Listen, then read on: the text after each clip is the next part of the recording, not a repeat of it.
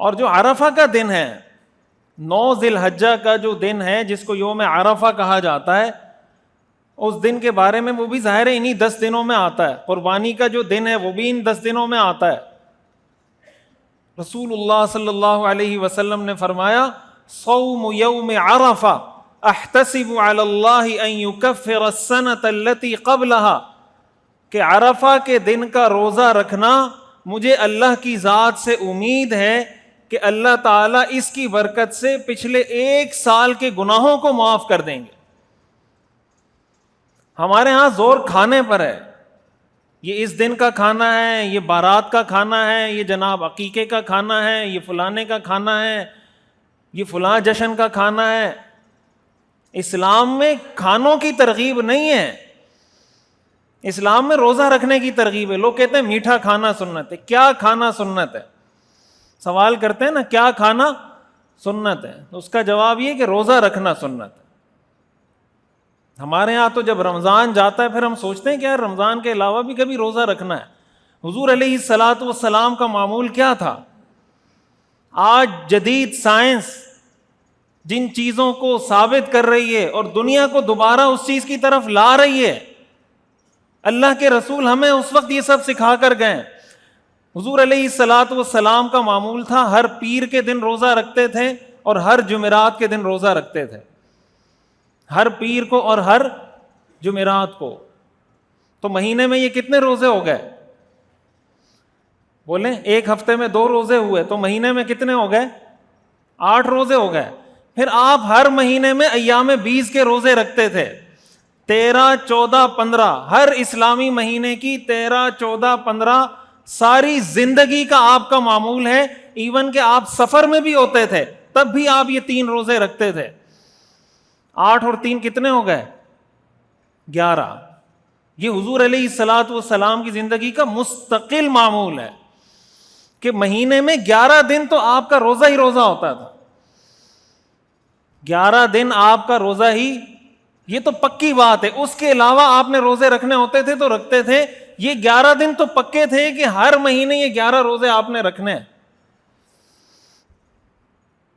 اور ہمارے ہاں ہر دینی محفل کا ٹائٹل یا عنوان کھانے کے بغیر پورا نہیں ہوتا، لنگر کے بغیر پورا نہیں ہوتا.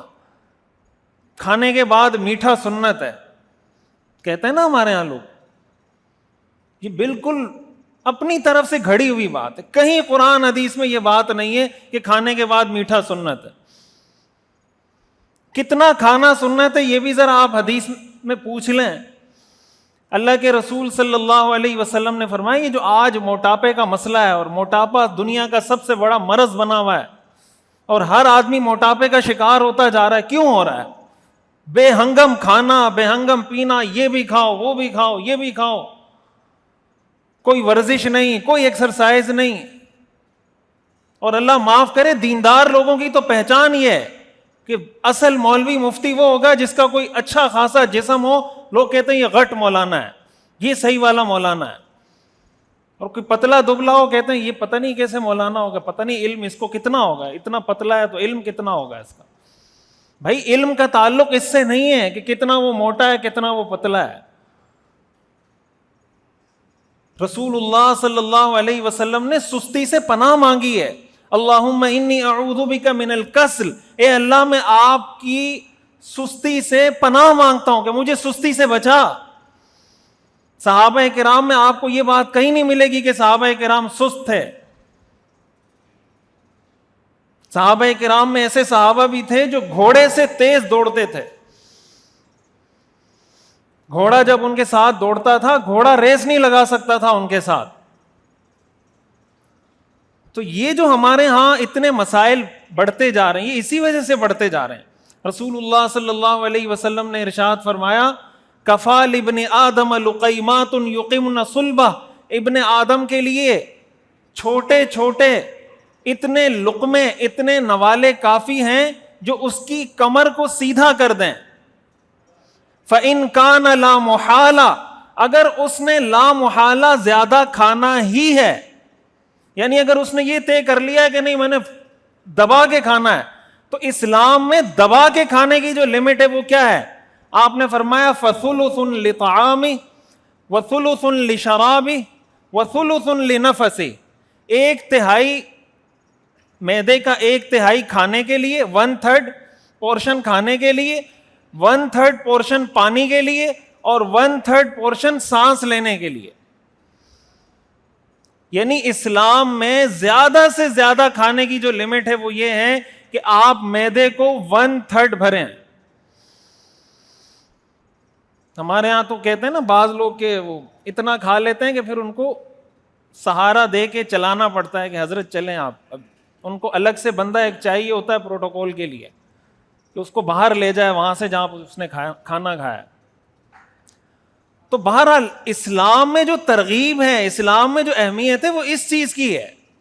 تو ان 10 دنوں کی خلاصہ کلام میری گفتگو کا یہ، اور ایک بات یہ بھی عرض کر دوں، چونکہ ذی الحجہ کا مہینہ شروع ہو رہا ہے، رسول اللہ صلی اللہ علیہ وسلم نے ارشاد فرمایا، صحیح مسلم کی حدیث ہے کہ جب ذی الحجہ کا چاند نظر آ جائے اور تم میں سے کسی کا قربانی کا ارادہ ہو تو وہ اپنے بال اور ناخن نہ کاٹے۔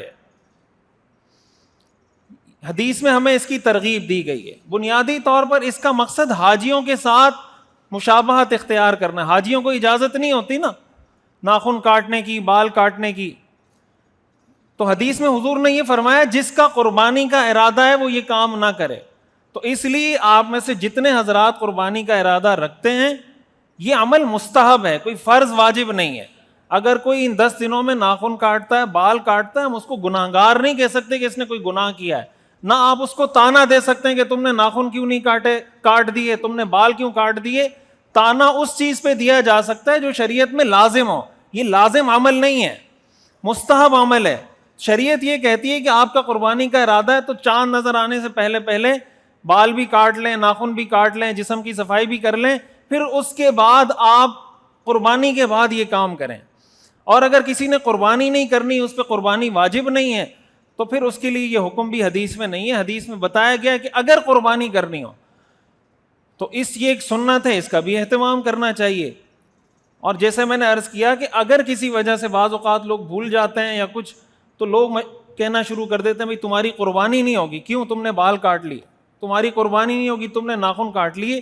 تو شریعت کا جو حکم جس لمٹ میں ہے اسی لمٹ میں اس کو رکھیں گے تو وہ دین رہے گا، اس کو بڑھا کر اپنی طرف سے کوئی غلو کریں گے تو وہ دین نہیں ہے۔ اللہ تعالی ہمیں سمجھنے کی اور عمل کرنے کی توفیق عطا فرمائے۔